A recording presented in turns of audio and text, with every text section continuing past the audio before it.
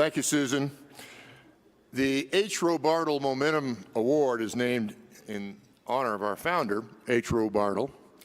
He was a visionary and thought leader of this sector, and the truth of the matter is he was an icon. He was an icon in Kansas City, where he served as mayor. He was an icon in scouting. And I'm going to give you this little anecdote because we're here in Denver, and many of you are from the Kansas City area and realize that the Chiefs put a beat down on the Denver Broncos twice this year, eliminated the Broncos from the postseason. The Kansas City Chiefs, the Kansas City Chiefs are the Kansas City Chiefs because of H. Roe Bartle. H. Roe Bartle stole the Kansas City Chiefs from New Orleans when Lamar Hunt was moving the then Dallas Texans out of Dallas. They had nearly sealed the deal in New Orleans, and Roe Bartle stole them away. And so when it came time to name this franchise, to create a mascot for this franchise, lots of names were floated. But they settled on the Chiefs because Roe Bartle was the chief. He was the chief scout. And there you have, as Paul Harvey would say, the rest of the story about the Kansas City Chiefs, Jim. So he was an icon. He founded this organization. You've heard some of the other references to why he was a visionary, seeing the need to develop talent, particularly in the Boy Scouts, because he was so closely connected to the Boy Scouts, and his cronies were all Boy Scout leaders and funders, and they bought into his vision of creating this organization that we're here and a part of. So we annually give this award to recognize an individual or an organization that really embodies the values and the inspiration that was H. Roe Bartle and that led to the founding of this organization. So what are the requirements? Exceptional contributions and achievements that have advanced not only our organization but the CNP designation itself in a sustainable and a long-term way. So this year, the winner is someone who I had the distinct pleasure of working closely with for over 10 years, a close friend, and unfortunately he passed away this year. But our award winner this year, the 2017 H. Roe Bartle Award, is James J. Terry.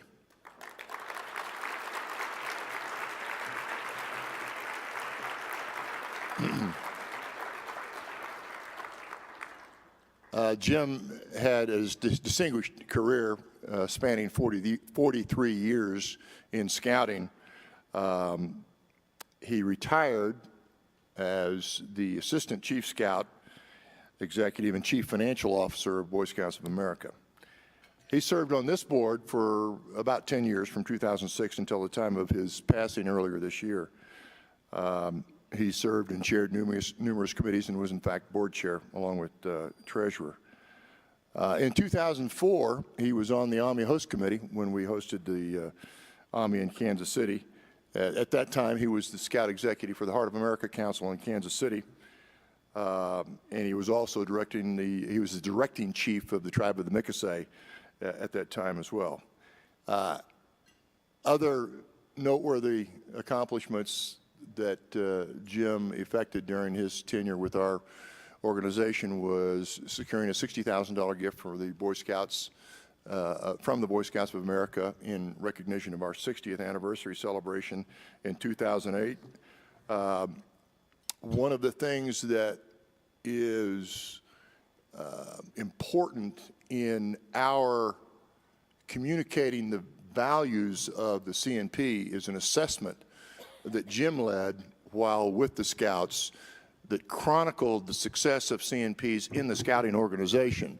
Through his work in probing personnel records in the Boy Scouts of America, we were able to demonstrate that CNPs worked longer, reached higher positions in scouting, and then we leveraged that work with LinkedIn through their database, which confirmed what we found in scouting. So this was a seminal work, extremely important, that Jim led with scouting, that led to the tremendous value add with LinkedIn, and it resonates well with funders when we approach them about funding our operations.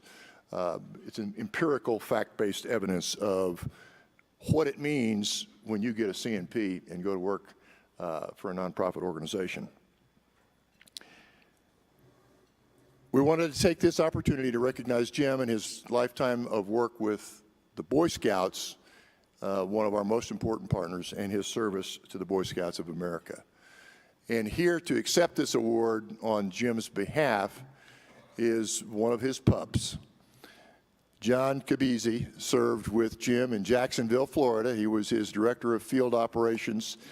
And while John didn't relay this fully to me, but I got a feeling that from that early stage of his career, Jim was kind of looking out for John from then on out. John, come on up here. John is the CEO of the Denver area Scouts. Thanks, John.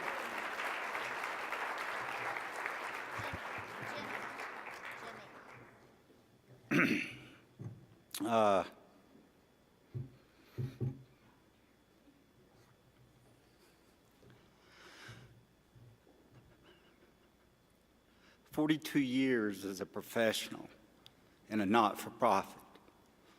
That's the legacy of Jim Terry. And the legacy that each of you have that are here today, that are going on to the not-for-profit world, I want you to carry that on with Jim Terry, part of that. I met Jim 35 years ago. I was a young professional in the Boy Scouts of America, and I was so impressed with him, and 5 years later, I was working for him as an assistant in Jacksonville, Florida. First time I met Jim, the night he got the job, I had been in Jacksonville 6 months myself, and my wife and I had the pleasure to carry Jim and his wife Ann to dinner that night. And we were carrying them back to the hotel, and I got lost. And I was hoping nobody would notice.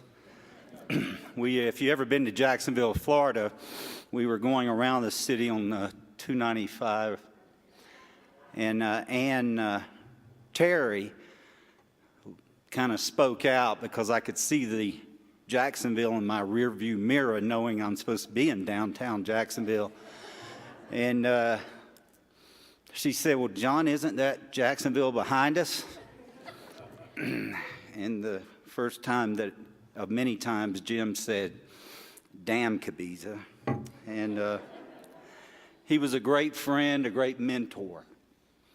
And he loved the not-for-profit world. He loved the Boy Scouts of America.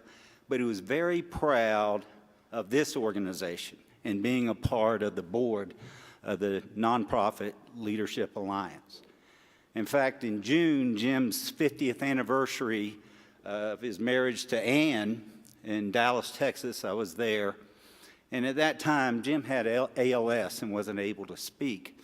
But he carried business cards, and he taught me early on, always carry business cards with you, incidentally, make notes.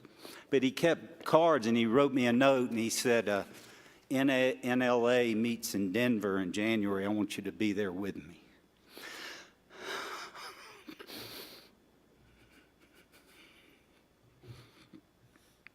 So he's here, and he's here through you and what you're going to do to carry on his legacy in whatever world you work in the not-for-profit world.